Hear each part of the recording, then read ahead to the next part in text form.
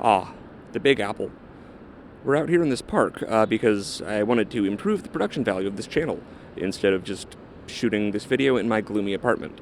Um, Nearly every video that I release on this channel, I get people in the comments asking what the outro music is and where they can listen to it.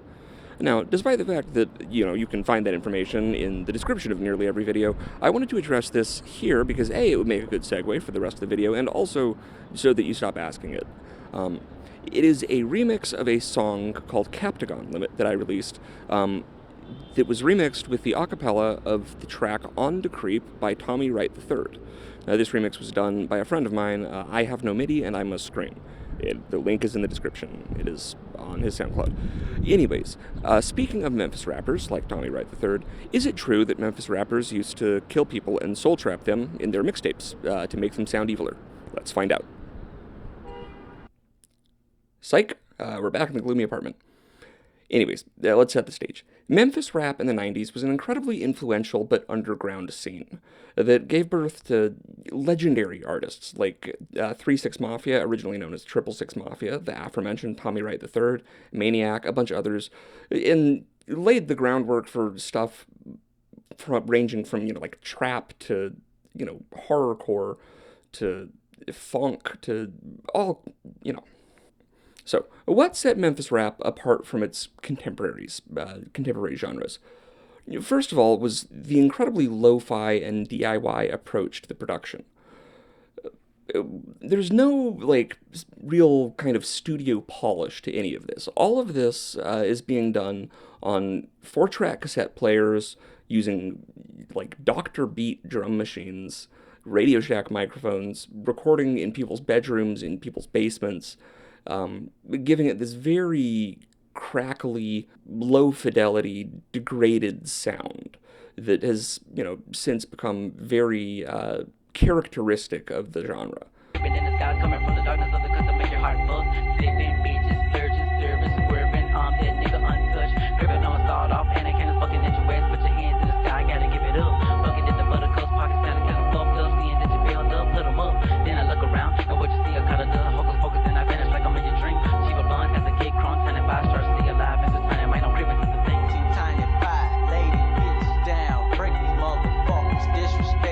Honestly, there's a lot of comparisons that can be made with the sort of second wave Norwegian black metal bands of the 90s, both in terms of production and also extracurricularly. Bands like Mayhem, Darkthrone, whatever. Secondly is the actual structure of the music itself. It's standing in stark contrast to the East Coast jazz-influenced New York hardcore hip-hop scene or the West Coast funk sampling gangsta rap.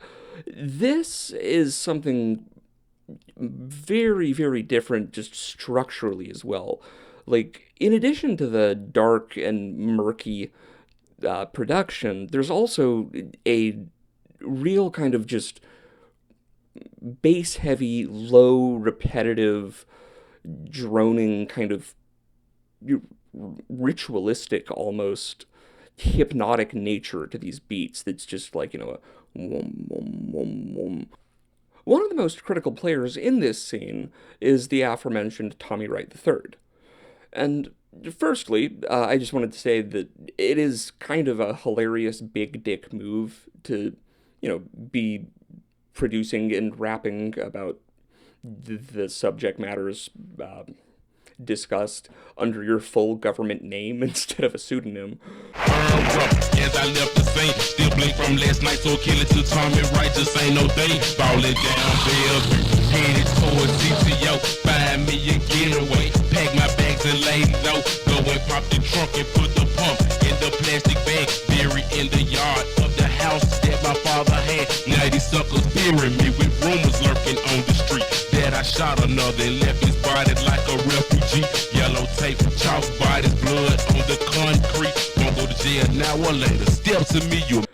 But secondly, I would go as far as to say that not only was he kind of the brains behind the whole Memphis production style, he's also just one of the most underrated and influential producers, maybe of all time, full stop.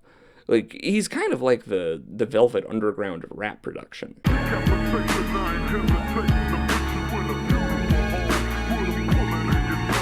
you running from Tommy Wright, Tommy 3 running up out of this clip, and it hits so big with a scope on the tip. Can't bitch, book shots, stepping downtown, taking more shots on the wrong. When he gone, kill him one by one, laying low with crucifix and evil. So Rick wrong in his mouth, on the box with a wood up a barrel in the earth like yeah, but bull. Popping the schools, everybody killing Joe, trying to give it like Tommy Wright like that. Three strike 25 with an L tricks, bitch, bent, cause a little had a motherfucking Glock down mid. Now, on to the lyrical content. The lyrical content of this movement was dark. Serial killer dark. Season 1 of True Detective dark. It was filled with, not only just incredible violence, but explicit occult imagery, horror movie samples, extensive satanic references and themes. 666 Mafia, whose name was a reference to the alleged number of the beast. That's 50 too many. Was particularly known for an era where parents were already molding about rap music. Memphis rap really took it to the next level. And that actually is where our story about sigils begins. So, what is a Memphis rap sigil? Alright, so you know how in, like, Oblivion or Skyrim or whatever, they had black soul gems. You get them from killing necromancers. And what you can do is you can soul trap someone. You can cast the soul trap spell on them, and if you kill them within the allotted time period, all their soul energy is trapped in the black soul gem, which you can then use to recharge magic staves or make spells or whatever. It's basically that. Like, the idea is that, when you finish up a new mixtape, you do some kind of incantation or ritual, you pick a victim, then you go kill that person, and you bring a copy of the cassette with you, and it soul traps their soul into the cassette to make it sound extra evil, and then you use that cassette to make masters from, and then you can distribute those. Okay, let me just be direct here. My fellow Americans, let me just be direct. Memphis rap sigils are not real. They are a meme from the 4chan/X conspiracy board that originated around 2017. Like, if you try looking them up, you will find no record or mention or reference to them prior to 2017, because that is when someone made up the meme. Like, these actually come from the Rap Conspiracy's iceberg chart, which was floating around there. Like, it's you know what an iceberg chart is. And what's interesting, though, is how quickly this was just sort of rolled into the popular canon of what was going on down there at that point in time. And, like, admittedly, even I myself, initially I read that and was just sort of like, oh, I guess they were soul trapping people. And it wasn't until, like, I really, thought about it a little bit more than I was like, hey, wait a second, that sounds like Oblivion. And then I, looked a little deeper into it, but what's interesting is just, like, how quickly it, was just taken as fact. And I think that really has to do with the, tone and the nature and the vibes of the music. Now, the question remains is, well, if they weren't soul trapping people, why is Memphis rap so creepy?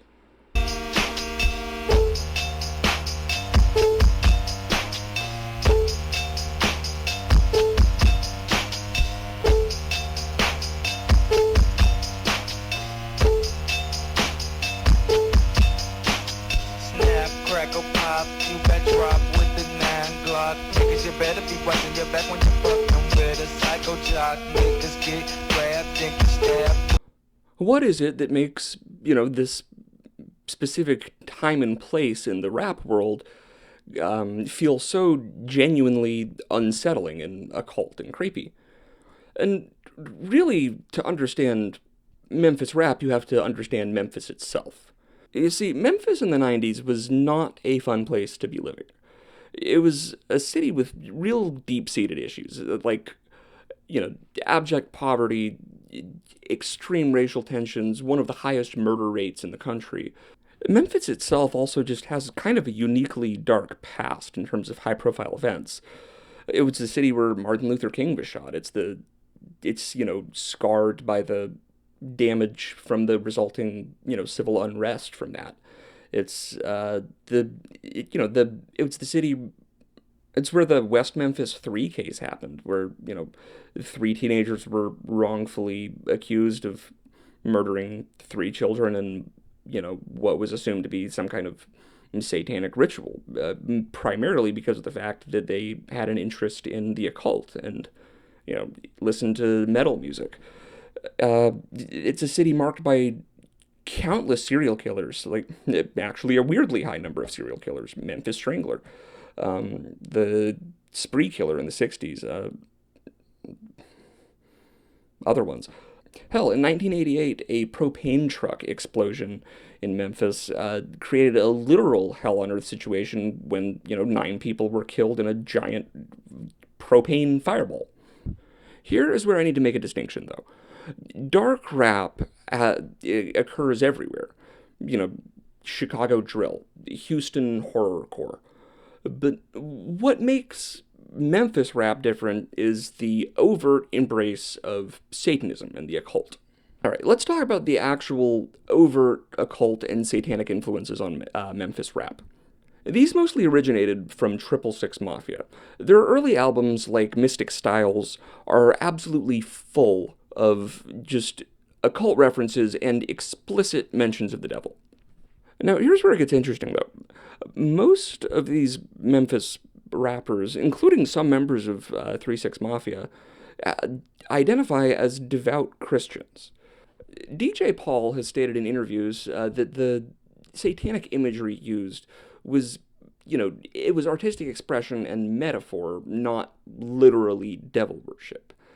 He kind of went on to say that, it was shocking, it was badass, but mostly it was just a metaphor for the actual living conditions that were being experienced at that point in time. However, there have been persistent rumors about certain members, particularly Lord Infamous and Koopsta Knicca, having deeper involvement with the occult.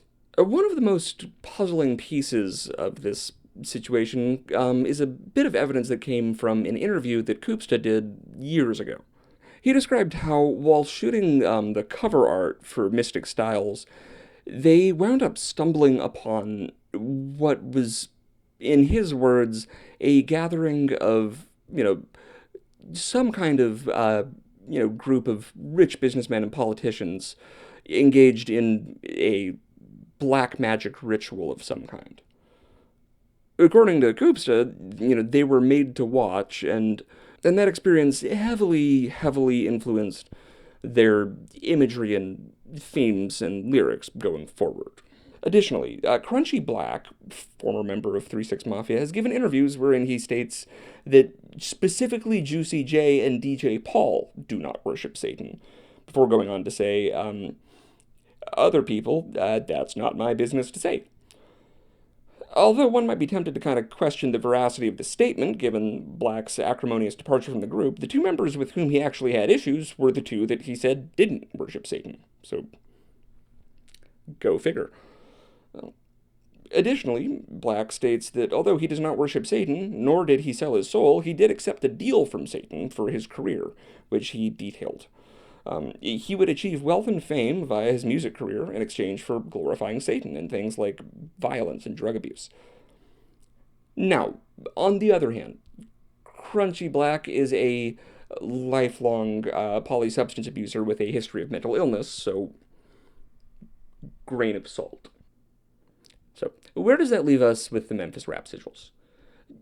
Basically, they're a modern legend. They're a piece of internet folklore that gained traction because it seemed plausible given the, genuine darkness of Memphis rap. I've said it once, and I'll say it again. All conspiracies are about 40% true. No, there weren't actual demonic sigils embedded in the tapes. However, these artists did create something that felt ritualistic and hypnotic and genuinely unsettling. They were clearly influenced by events they certainly claimed to have been satanic, and as such, they tapped into something primal that I think continues to influence artists to this day. Like and subscribe. Call me right, I creep at night. Posse deep is how I creep. Call me right on the grease with that fucking sawed off. Tell me about to clip it to the ground, blade it 44. Call me right, I creep at night. Posse deep is how I creep. Call me right on the creep with that fucking sawed off. Tell me about to clip it to